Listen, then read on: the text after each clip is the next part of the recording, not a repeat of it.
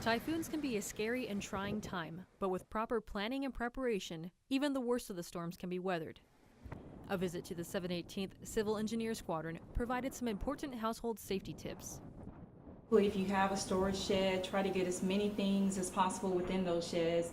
Also, if you need to pull something inside the house, do that as well. And if you're unable to do that, try to get bungee cords or something to make sure those items are secured and tied down so that they're not flying projectiles. As winds pick up, another thing that we like to remind people is trash. It always becomes a big issue. Bring their trash in, try to secure it back in the house. If they need to double bag it to cut down on the smells, we definitely recommend that people do that. High winds and flying debris aren't the only weapons in the typhoon's arsenal. Flooding from torrential rainfall is another concern for homeowners. If you're on base and actually a military family housing resident, you can get sandbags to one of our Eagle Hardware stores. From there, we also want to remind people to do this as soon as possible because when we enter kind of those elevated conditions, we will close the store.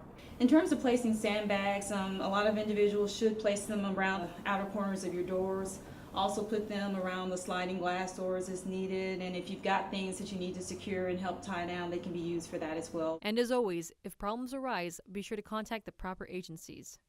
In case of any kind of fire or other medical emergency, make sure you're calling kind of what we call the equivalent of 911. If they're on Kadena Air Base, that number is 098-934-5991. All other camps on Okinawa should call 098-911-1911.